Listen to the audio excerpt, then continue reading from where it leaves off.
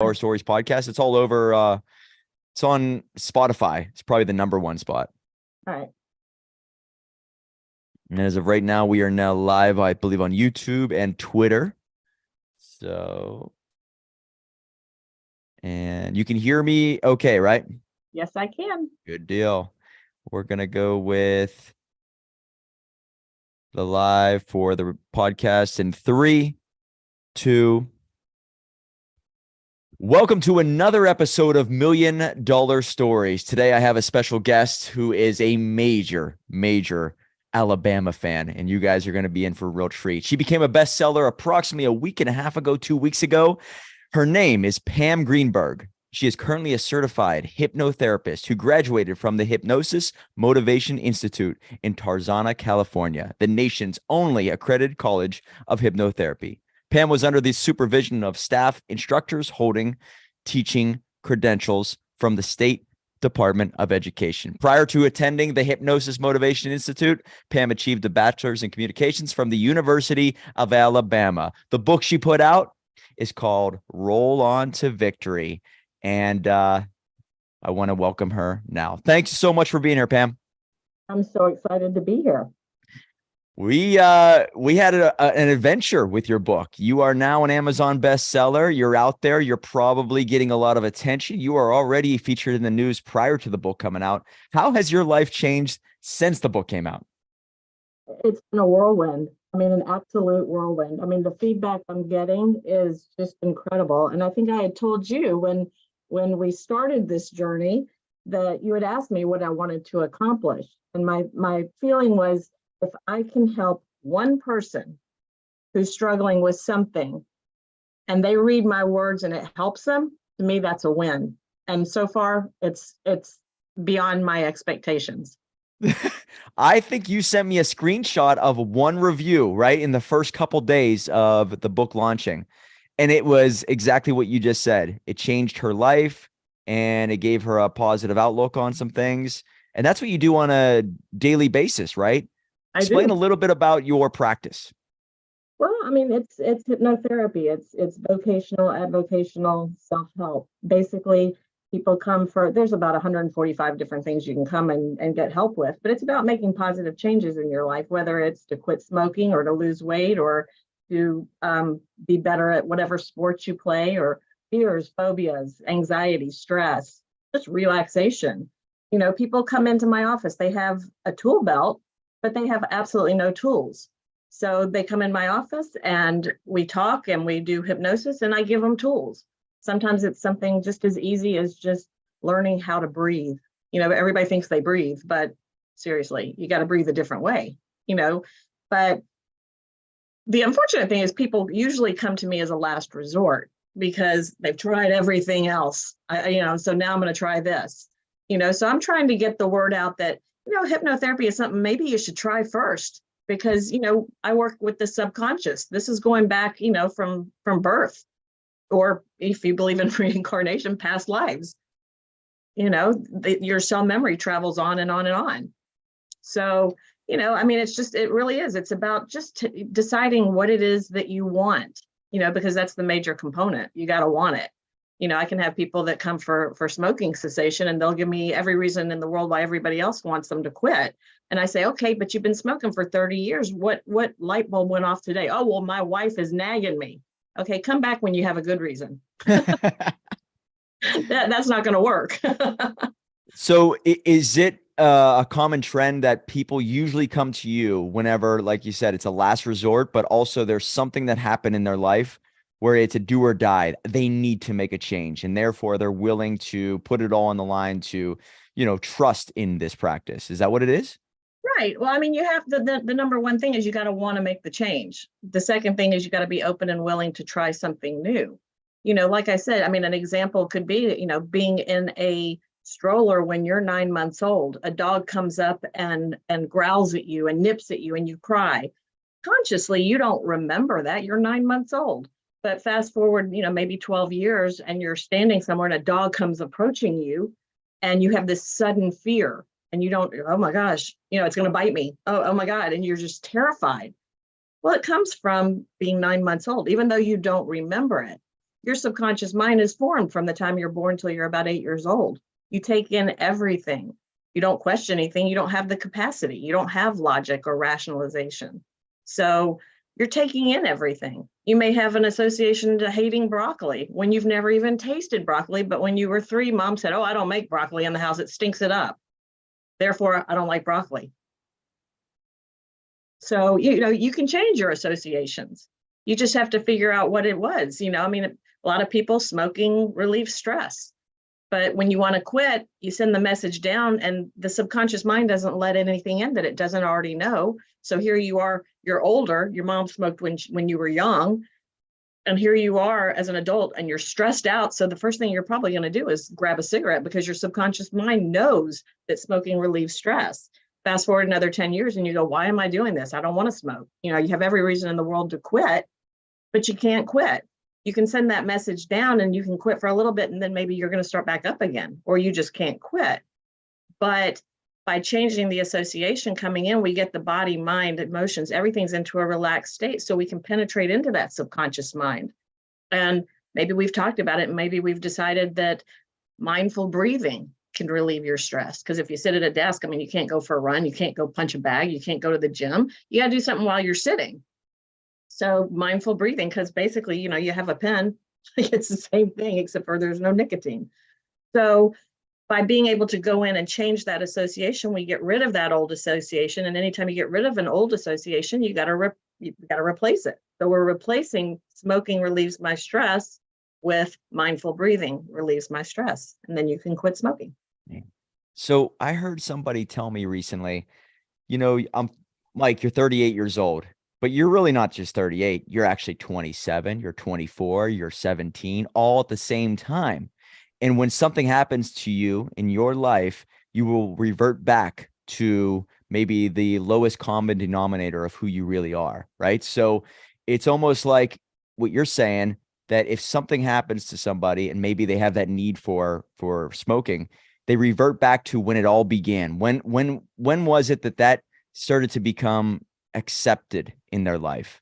And when he said that to me, I was so blown away. I'm like, oh, that's why it's so difficult for people to break away, because unless you have this inner child work where you go back to that moment in time and solve it then in your mind, and then you can only go forward from there. So that's what it is. It's inner child work, right? In a way, yeah. I mean, it's just you don't consciously remember all these things, but your subconscious remembers everything. It's there, it's present. Things that go into the subconscious mind at some point become automatic. I tell my clients all the time, if I've done a day of hypnosis, and I've seen 5, 6 people, I go home and I drive and I have to sit there and think, how the heck did I get home? It's not that it's dangerous. It's just that my subconscious mind takes over.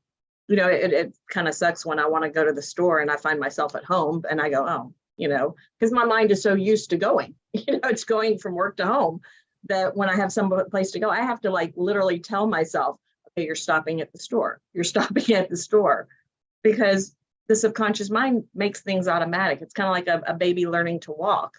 They have to learn motor skills. They have to learn to put one foot in front of the other. They have to learn balance. Mom and dad take their hands and walk them forward, and then they start to take steps and they fall. And they're going to do that for a little while. But fast forward a year, they get out of a chair and they just walk. They don't have to think about it. It's automatic. So the things in your subconscious mind become automatic. So you want to have those associations that are positive, that serve a purpose for you, that you want. And like I said, if you believe it, you can achieve it, so believing in yourself is a huge thing, that whole self-esteem issue. And unfortunately, most of us are programmed, and I use the word programmed, but negatively, the whole, money doesn't grow on trees. You grow up and you're thinking, well, I can't be successful, just different associations. I'm not good enough.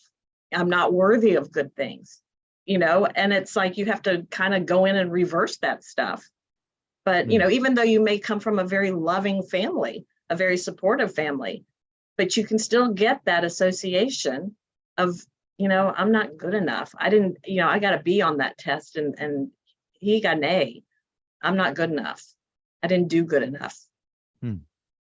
And we So, get a lot of this self-talk from our environment, right? So maybe if you grew up in a certain household, how they thought about money, you have adopted those principles, and therefore you need to shake that out of your system. And what's the average time frame for someone to go to hypnotherapy for them to really start to make some big moves in their life? And the other question on that is there a certain common denominator when it comes to, is it just a confidence issue? Is it just a glass ceiling issue? Is it a weight issue? Is it a vice issue? well, I mean, as far as the first question, as far as how long does it take, I always tell my clients, you do the work, you're going to see results. If I give you stuff to do, whether it's something as simple as taking 3 deep breaths when you go to sleep at night and breathing in calm, relaxed, or whatever good thing it is that you want, that positive, breathe it in, see it. If you're visual, take yourself to that place where nobody wants anything, nobody needs anything, and you are just happy and content. If you do that and you breathe it in, I always say at least 3 cycles. You do that breathing. It's the last thing that goes into your subconscious mind when you go to sleep. So your subconscious mind can wrap around that all night long. Then when you wake up in the morning, do the same thing. Open your eyes, think it's a beautiful day, close your eyes and do that breathing again, because then you're setting your day. You're setting the tone as calm and relaxed. So when you're calm and relaxed, you don't feel stressed, tense, anxious, fearful. You can't feel 2 opposing emotions. So why not start your day calm and relaxed? So, I always tell people also that as far as the way I see it is, we're made up of 3 essential things. This block of marble, which is your self-esteem, with the 2 pillars that are drilled in there. One is confidence and one is motivation. What happens is, in your youth, if somebody's beating you down or you're beating yourself down, which is usually more the case of I'm not good enough, or, he's smart, you're not, or you could do better, it beats down on that self-esteem. That self-esteem starts to become like jello, and those 2 pillars are just flaying all over the place. So if you don't believe in yourself, you're not going to have the confidence to make that positive change. And if you don't have the confidence, how motivated are you going to be? Probably not so much.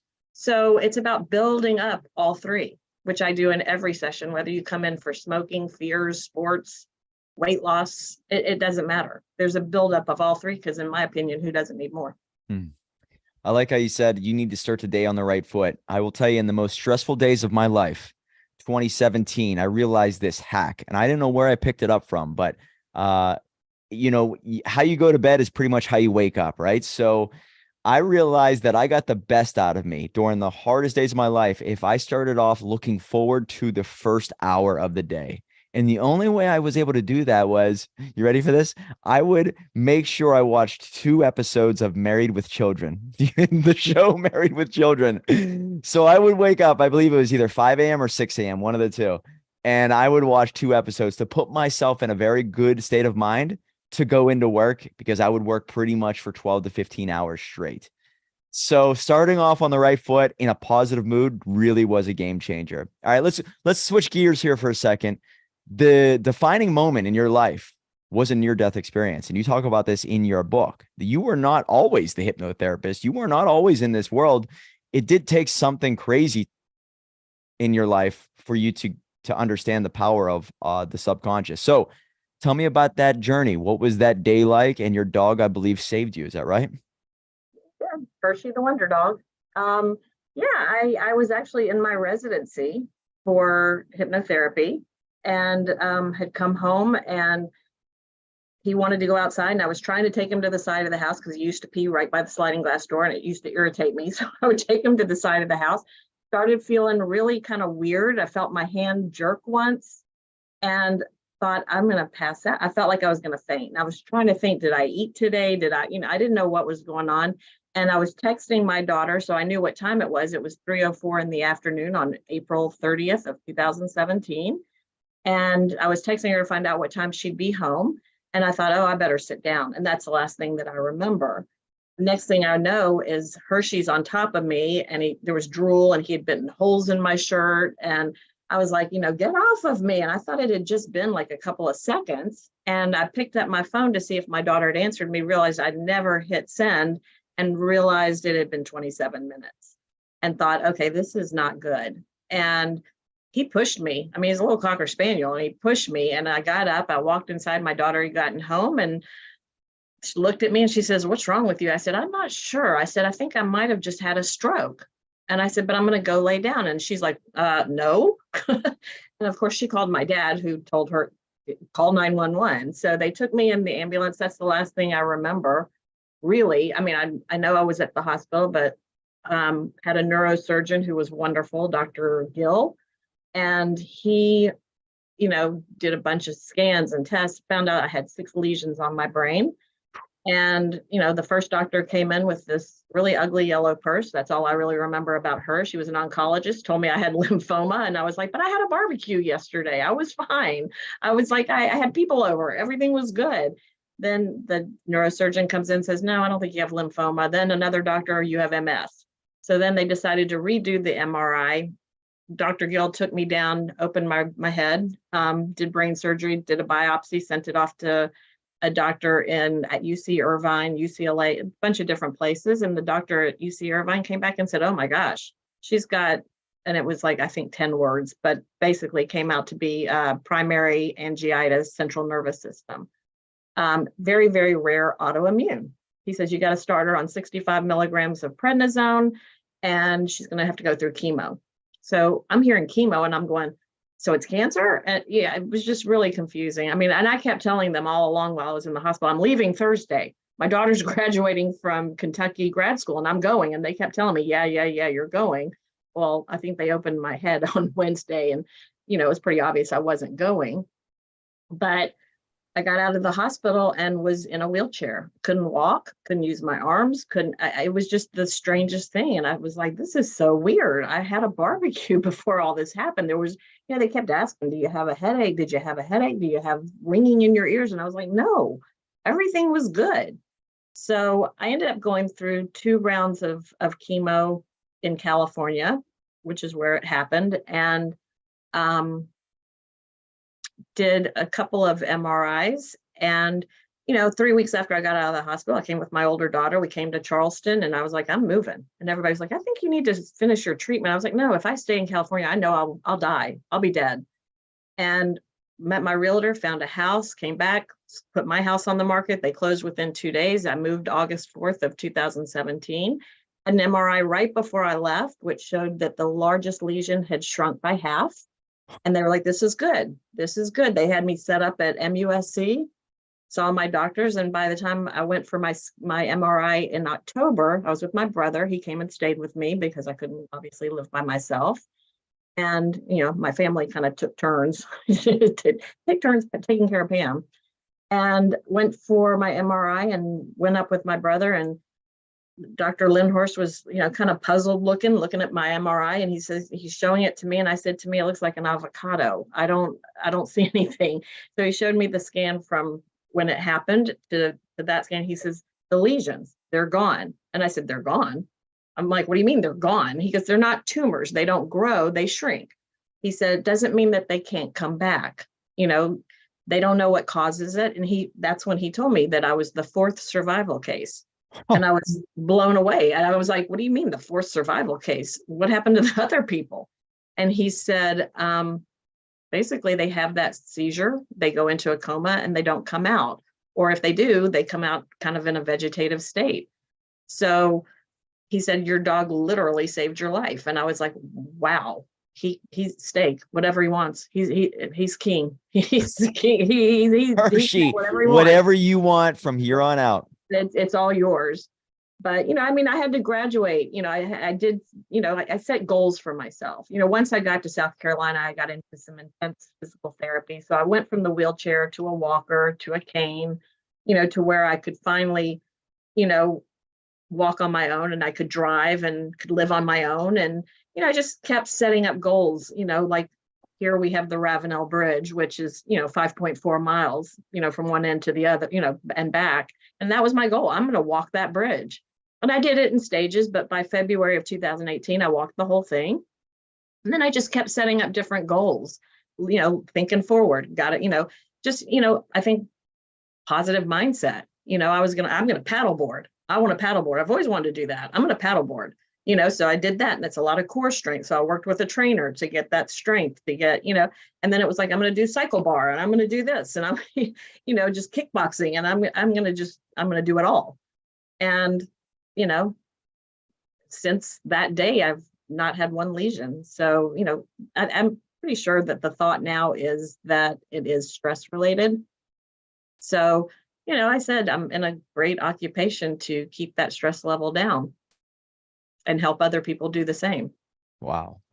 Yeah, I heard stories about Michael J. Fox in what was it, 19? I think it was 89, or no, it might have been 85 is whenever he filmed the movie.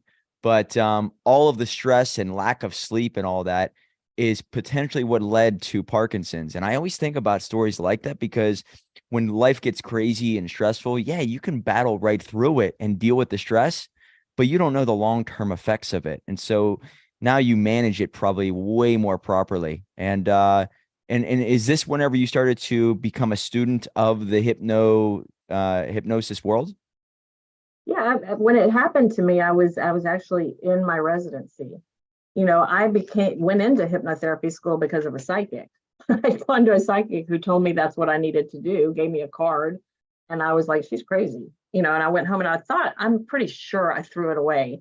But 3 weeks later, it showed up on my counter, and I thought, how did that get there? And I was like, okay, that's a sign from the universe if I've ever had one. I called, I set up a tour, I went and I signed up that day. I was like, she is so right. And started classes that next month. It just was that fast, that spontaneous to think, oh my gosh, this is what I need to do. And it's just been ever since an incredible journey. And I mean, I'm one of the fortunate people that can wake up in the morning and say, I love what I do. That's the way to do it, right? There's no other option in life now. Once you realize that if you get to go somewhere and do something that you love for the rest of your life, I mean, it's almost like I found the key. All right, this is it. I got it, and how fortunate are you to have that? And most people will never, ever find that, it seems like. So that's beautiful. And you probably get to change people's lives day in and day out. So you share your story, you share your journey, and then they probably are inspired, but also now believe in the actual practice because you weren't always this person, right? It took a lot to get to where you're at now. Yeah. Yeah, it did. And I said, it's one of the chapters in my book is, discovering that passion. Figure out what it is that you are passionate about. Sometimes we just don't know, but sometimes it just comes to you at a weird time. I mean, I said for 5 years, I've been hearing people say, why haven't you written a book when they hear my story about my dog? And, and at first I was like, what would I write that anybody would want to read? I was like, what? You're crazy. If you had asked me, even 2 years ago, if I would be a best-selling author, I would have laughed in your face. But, it took, having coffee with a friend of mine, I think it was back in October, and he was asking me about hypnotherapy and how it worked and, said, why haven't you written a book? And I thought, I think I'm ready. I think I'm ready. And then I met you. And here it is. Roll on to victory, guys. Look it up on Amazon. It is What It Takes to Break Free from What's Holding You Back to Start Living Life on Your Terms. And so you are a major, major football fan. All right. And what you just said before is that hypnotherapy is awesome for people in the athletic world, right? So self-limiting beliefs, right?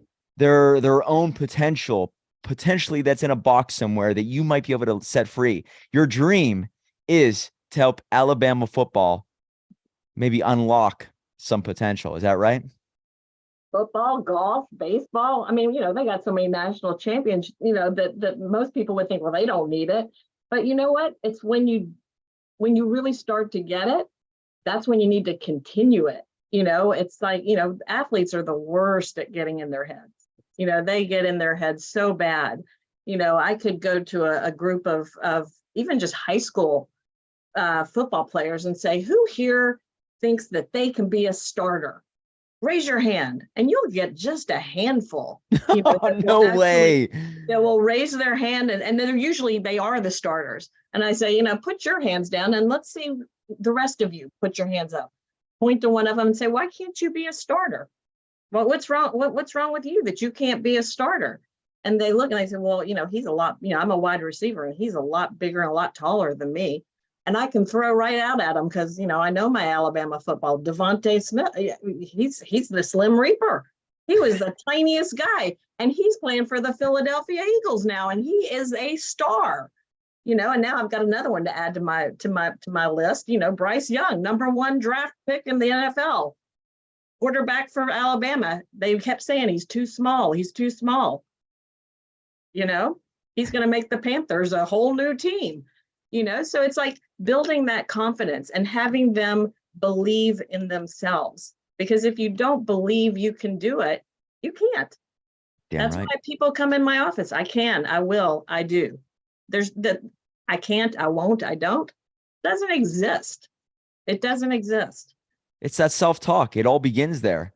Simply because your self-talk is being expressed in your body language, in your tonality, in your actions. Right. And I always thought this, maybe this is perfect for business and entrepreneurs out there. Most of our audience are entrepreneurs. I was saying we're the #1 book creation service, not for the world, but for internal issues. Right. I want the team to know when we deal with a client, we're the best. Right. I want you to feel it. I want you to think it, because that's how you're going to show up in every email, in every correspondence, and every time you talk to a client. So the moment you start to shift that dialogue, that's whenever it really comes to life out in the open. Is that right? Yeah. I always call it shifting your intentions. If something's not working for you, find something that is and focus on that for a little while. And what you'll find is that thing that wasn't working for you, all of a sudden is going to start working for you. It's like sometimes you focus on something so intently and you want it so badly, but you're focusing on the wrong aspect. Broaden it, start simple, and build on it. Because once you start to build on it, you start to see results. And once you start to see results, even the tiniest of results, you start going, oh, well, this is working, and you have that self-belief. And you set those expectations and you make those goals. I always tell people one of the greatest things I've done, and it just recently was, I did a workshop with Tony, doing vision boards. And I said, those are the greatest things. I look at my vision board every day and it's like I'm crossing things off. That happened, and it's just the littlest things. And it's just the most amazing. It was just the most empowering kind of feeling. And I think when we start to feel empowered and confident and motivated, whether it's in business or sports or just your personal life, things start to happen. I wrote a book. Check. Which is surreal. You're talking about Tony Vance Choik, correct? Yes. Tony Vance Choik, another powerhouse entrepreneur, has the mindset of a real businesswoman, and she really does make the dreams come to life. So look her up, Tony Vance Choik. That's how we know each other. Yes. So I work with a lot of entrepreneurs who are not ready to write a book, and the thing that's holding them back for the most part is this thing called imposter syndrome. Is there anything that you can do on this call right now, or a practice that you could maybe provide to me and the audience that will help others get over that imposter syndrome? Again, it goes back to, if you believe it, you can achieve it. It's all a self-esteem thing. You think you're an imposter. It's not really happening. I can't do that. Again, you're going with that language. You got to start using that positive language. I can do it. And if it's something that is really hard and I don't think I can do it, I am willing to try to do it. I had a client just yesterday that, we were talking about, trying to quit one habit and starting another one. And he likes to write. He likes to write music. he's, a musician at heart. He's does real estate or something else, but he said he, for him to change the habit, I said, it starts small. When you start to go to that place that you don't want to be at, that negativity place, that anger place, you don't have to write a song. Come up with a title or just a lyric, and build on it and keep building on it. Every time, I said, before you know it, you're going to have an entire song. I said, but you got to start small, and you just got to believe that you can do it. And like I said, you can do anything you put your mind to. You just got to put your mind in the right place, which is a lot of, what I help people with. You probably see a lot of people who hit their ground zero moments, right? And Carl Jung and Friedrich Nietzsche talk about ground zero moments could be the greatest thing that could ever happen to you. It's the chance for you to rebuild your life the right way, your way. It's what happened to me. So I love talking about my ground zero moments, because it was whenever my old life, everything just started to become stripped away, right? Certain people in my life, certain beliefs, weaknesses, all kind of shed away. But I had nothing. But that's a beautiful place to be, because then you can rebuild yourself the right way. Have you noticed a trend that people at their lowest is actually, the greatest next chapter of their life, where they can move wherever, they can start to date whoever, they can go into a career that they really want to? Have you noticed anything in regards to ground zero moments that you could share with us? Yeah, I mean, you got to go through the bad to get to the good. And it's when you hit that place where you think it can't get any worse, it just can't get any worse, that you start to think, okay, time to pull myself out, and when you start to pull yourself out, that's when you start to realize your passion, your vision, you see the compassion, you see the empowerment, you start to forgive yourself, because forgiveness is a huge thing. And when I say forgiving, it's not condoning. It's releasing all that negativity that you're holding on to. So when you start releasing it, you start feeling good about yourself. And again, we get back to that whole issue of self-esteem, confidence, and motivation. So being at your lowest low, and you can look at it and say, okay, I realize you got to go through the bad to get to the good. That's the first step. Okay, so I'm in the bad. I'm gonna shift. I'm gonna shift over to the good, and I'm gonna figure out what it is, number one, that makes me happy, what brings me joy, and what is gonna serve a purpose in my life. Because if you ask those questions and the answer is no, it's simple. Walk away. Do something else. It's things have got to bring you happiness, joy, and serve a purpose.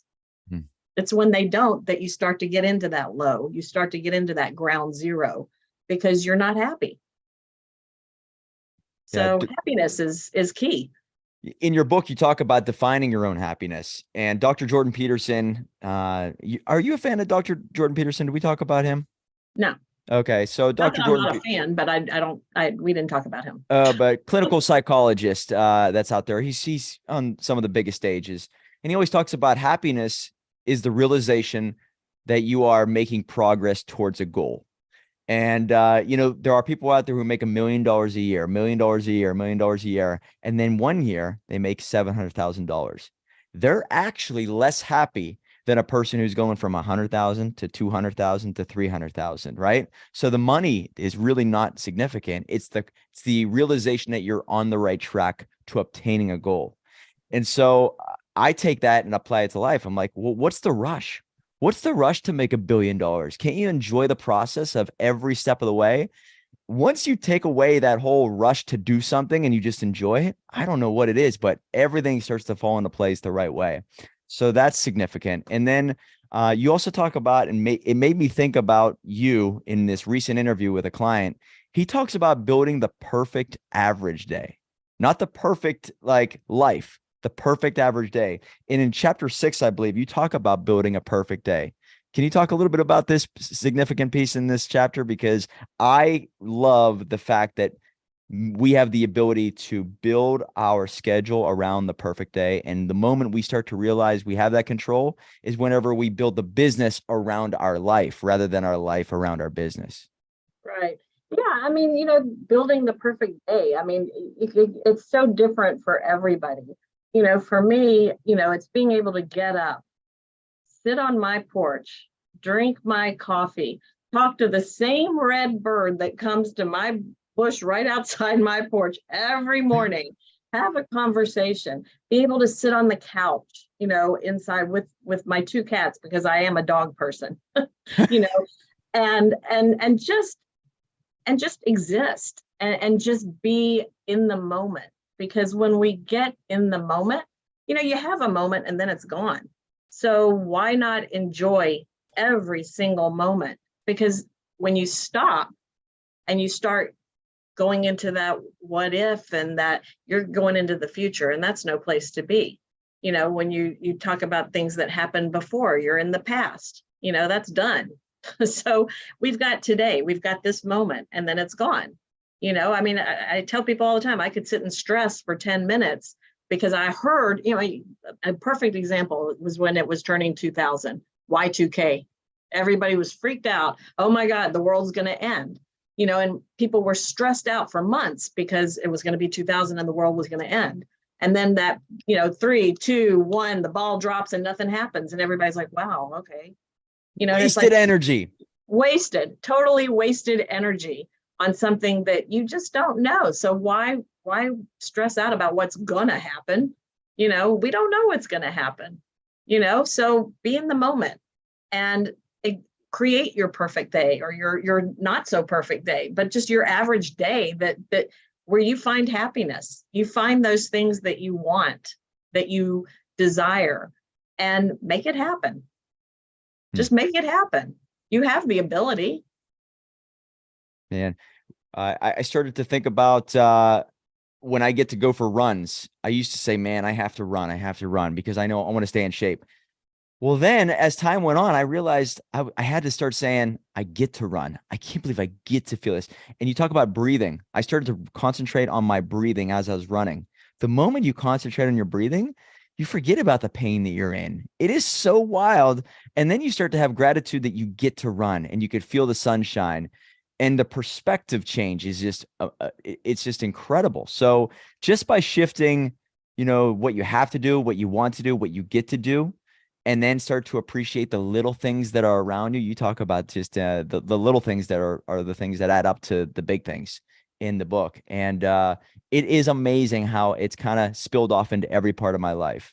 And if it's a tough client, if it's a tough, if I go and have to travel somewhere to speak, it's like I get to enjoy the travel to the airport a little bit more, to travel on the plane, because now you're just enjoying every single moment and soaking it in as much as you possibly can, simply by shifting how you perceive it. Really, really special there. But let's talk one last question about Alabama football. Why in the heck do you love it so much? Because when I think of you now, I think of Alabama football more than anything else. You probably just in your sleep probably say Roll Tide at least half a dozen times. It's during our book interviews. This is what we talked about: Alabama football. Hey, Pam, we got to get back to the book. Well, I went to Alabama and I started there in 1984, and we were horrible. I mean, we lost our homecoming game to Vanderbilt, which, if you know anything about football, Vanderbilt is, they keep our scores up. our GPA goes up because of Vanderbilt. But I just fell in love with the game. And I mean, I wanted to go to Alabama. I loved Bear Bryant, and he passed away before I started there, but was always, just a fan, and, just continued, even though we were not good. It didn't matter. It was just the seeing the people in the stands. And then my older daughter, Lindsay, ended up going to Alabama, and I was like, yay, I get to go back for 2 more games, 2 games a season. This is great. And just going to the games, and, so many years later, and this is, obviously Nick Saban's there. So now we're really, really good. And seeing the stands and feeling the energy and just being back in Tuscaloosa, it's like no other place. It's besides Fiji, it is my happy place. Being in that stadium, feeling that energy, seeing my friends, seeing, the team and the way they are. And it's just, it's hard to explain. It is an energy. And to me, it is such a positive energy that it wouldn't matter if we win or lose, or, it's, I love the game, but I love the team. And I'm just, I discovered it is my passion. Passion can come in so many different ways, and some people may think it's ridiculous, but I don't care.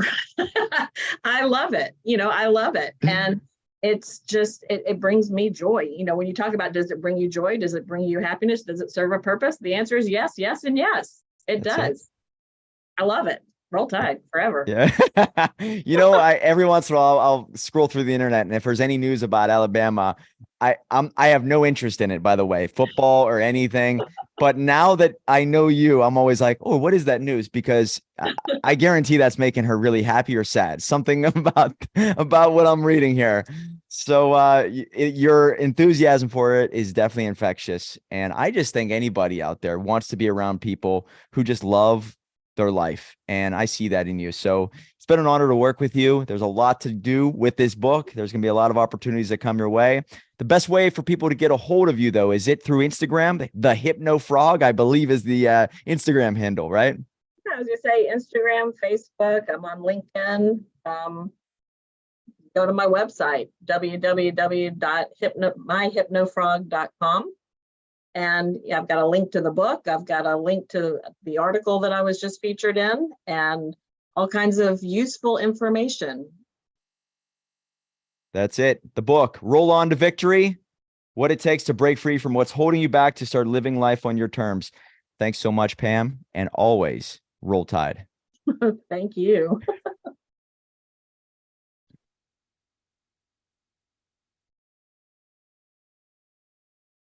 One second. I'm going to stop record. Boom. All right. There we go. And